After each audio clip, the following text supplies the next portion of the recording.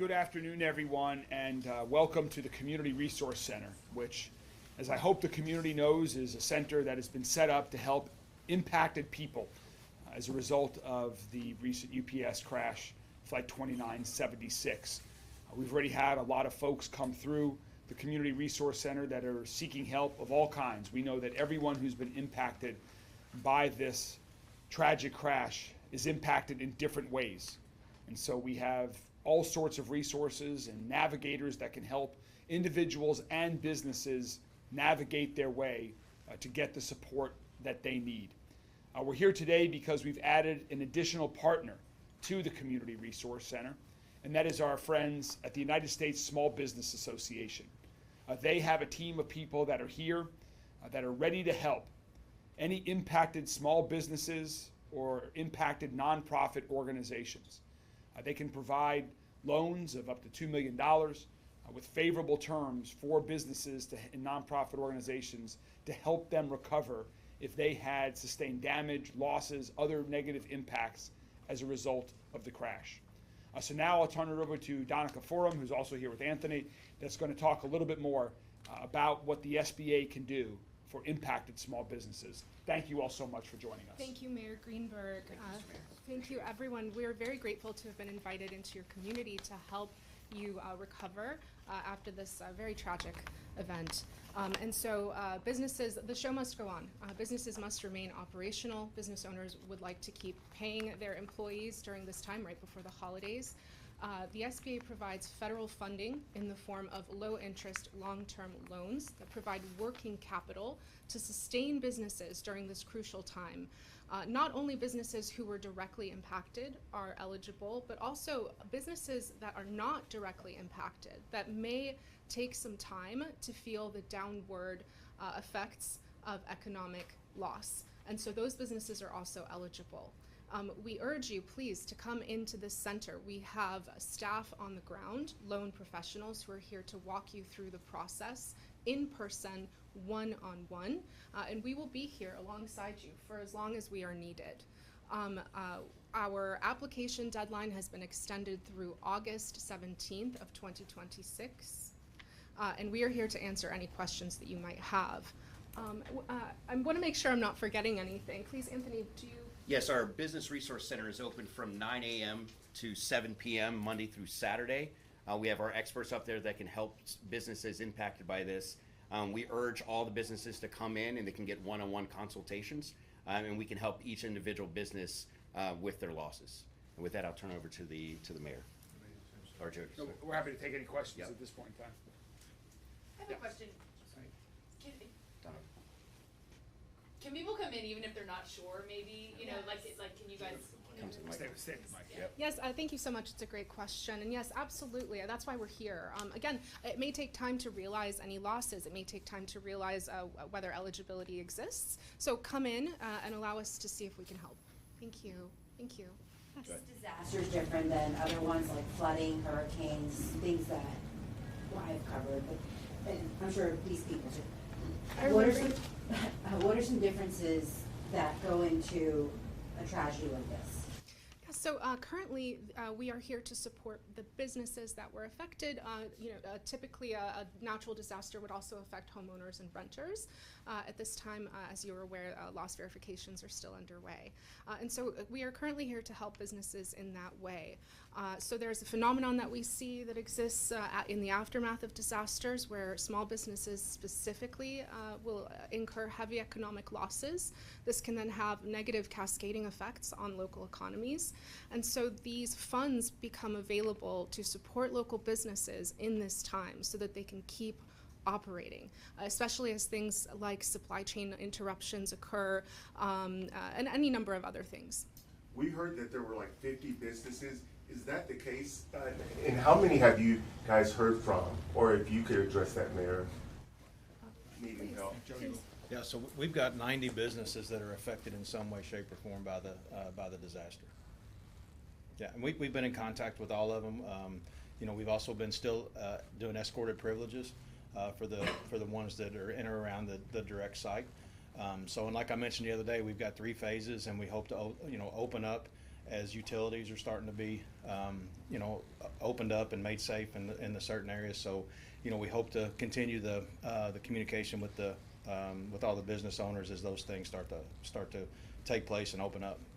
Those 90 businesses, they weren't all destroyed. No, we're using the word affected.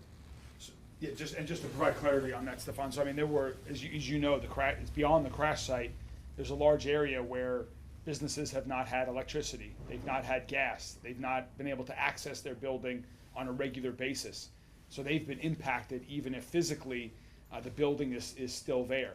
Others may not even be within that zone, but may be impacted because they rely on they're a supplier to that business, and so that business is closed down. So there's a lot of other impacts up and down the supply and distribution chain where there might be impact.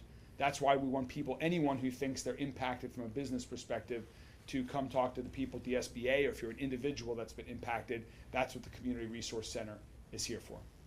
Could you describe the current condition of Grade Lane right now? It's wet.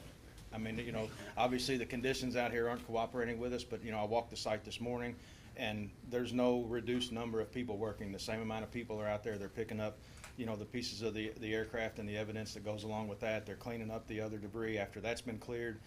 We've got, the gas lines that are being installed. There's electric workers from LG&E that are on site. The cleanup contractors, multiple contractors from different agencies that are working for UPS that are doing the environmental piece of it, MSD. I mean, there's no shortage, and like I said, the weather's not necessarily cooperating, but that's not stopping the work out there. I mean, it is a huge scene there's a lot of moving parts that's going on. As far as the rain, is that making it harder for the oil portion of it? I mean, or is it helping dilute it, or is it making it harder? No, we haven't heard anything. They made the proper preparations so that nothing leaves any further than it's left already. So they've been able to put booming systems in, and taking those precautions because of the weather that's been forecasted. So they took those precautions. I mean, these contractors are good. Unfortunately, they do this a lot, but they do it very well, as well. Jody, I have a question. I spoke to a business owner. They are in that area close to the crash, but they aren't close enough where they were impacted, like their building, but they still can't access their building. They were saying that they have a generator that they could use to continue doing business and making their product. What goes into deciding, would you guys be able to let some business owners go back in, or does it have to be like a blanket decision where no one can go in for the time being? So to my knowledge, unless there's been a direct effect by the environmental cleanup, every business owner has been given the opportunity several times to come in with escorted privileges. So if they haven't, I would challenge them to come to the Community Resource Center and make sure that they give their information so that can get, if there's business owners that haven't been contacted, it's potentially because we don't have that direct contact, and maybe they need, we need to get them to the Community Resource Center to get that information. And something else we're tracking when they come here is their specific needs. So their specific needs are they're being sent from the Community Resource Center over to the site, where the people that are in contact with these businesses, we can make sure that they get that direct access into their building. I gave direct access to a building owner, escorted privileges yesterday. So our hope is that they're coming to the Community Resource Center, giving that information out so that we can get in contact with them. And to my knowledge, we've got contact with all the businesses and been given those escorted privileges in there, unless again it's directly affected by the crash itself, and it's been damaged or destroyed because of the crash. Jody, how well used has this center been since you guys opened it? I'm sorry, How well how many people have come in? Has it been pretty heavily used? We have. It's been. There's a link you can go on the Louisville's website to get a scheduled appointment, and that's the way we'd like people to do that, and not just have walk-ups, just so we don't get too busy. We don't want people standing in line. But it's been a fairly busy center. I think to piggyback off Fernando's question, do you have any idea, I know it's still early on, there's still a lot to clean up, still a lot to go through, but any ballpark when some of these businesses that can operate but just can't regularly access their building could be able to get back to operation? We don't. It could be weeks. We don't expect it to be months, but I don't want to be held to that standard, because we're still uncovering challenges that are, every week we have an operational briefing and all the agencies get together and there's challenges. If they're not immediately having to be addressed, they're bringing them to these operational periods, and we have to plan accordingly. So, as we open as we do this phased approach, the business owners and the public will know. And, as we do phased approaches as well, that doesn't mean we're going to open to the general public. We may give business owners direct access, and like south of Don Hudson, those businesses can come and go as they please. It's just not open to the public. So as we open, they may get access, but the general public may not still, just because it's still all the moving parts.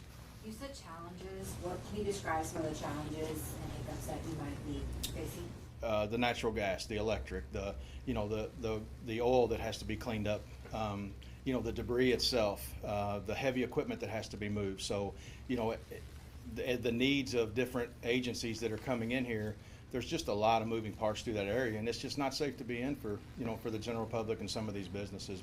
We've got, there's just a lot of contractors in there trying to get this cleaned up quickly and safely.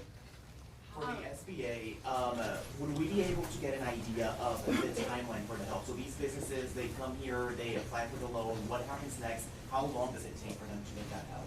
Certainly, it's a great question. The timeline varies from business to business and depending on the complexity of the application.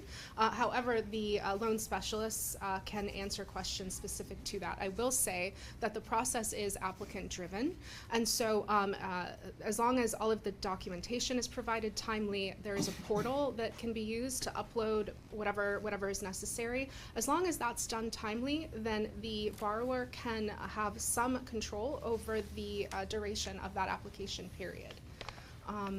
Once approved, if approved, they do have 60 days, 60, to make a determination as to whether or not they want to accept the loan. And so they don't have to. That's the other thing. There's no obligation. A business owner may decide or determine that there's no need for those funds. Now, businesses may at this time be opting to put their operational costs on a credit card, a line of credit, or something like that with a very high interest rate. We urge those business owners to consider as an option instead coming to the SBA and using our funds to pay those off. Can you walk us just through, I guess, kind of give business owners an idea of when they come here, what is that process going to look like when they come in to talk to you guys? Sure. So they would be greeted. It's a one-on-one process. You would have someone sit with you for as long as the process takes. We'll take the application and answer any questions necessary to help navigate the system. And so, that might take 15 minutes. It might take an hour. At no time will we rush a surviving business owner. And we urge business owners to come in before their insurance settlements, right? So they can use the SBA loans to help pay back. They can use their insurance proceeds to help pay back the loans. So don't wait until you get your insurance claims. Come in early, come see us, and then we can settle that down the road. About how many businesses have you seen so far? I cannot answer that question. Yeah, we just opened this morning at 8 a.m., 9 a.m. And so when we went up to visit before this press conference, they said they had been busy throughout the day, and we expect them to stay that way for the next couple of weeks. Can we get your names, please? Yeah, sure. I'm Anthony Terrell with the U.S. Small Business Administration. Could you spell your last name? Sure. Terrell. Donica? And my name is Donica Farnham, Farnham, and I also represent the U.S. Small Business Administration. Donica. Donica with the D. Yes, that's it. That's perfect. Just one final comment before we wrap up. I just want to also thank the entire community for coming out last night. We had a beautiful remembrance concert with the Louisville Orchestra. Teddy Abrams and his colleagues at the Louisville Orchestra had an absolute wonderful, impactful, moving, emotional concert last night to bring victims' families, first responders, and the community at large together as we continue to heal, as we continue to support the victims' families, which we'll continue to do for as long as necessary, long into the future. Thank you all very much, and we'll continue to keep you updated as we continue to take steps in a positive direction, like bringing the SBA into the Community Resource Center here today. Thank you all very much.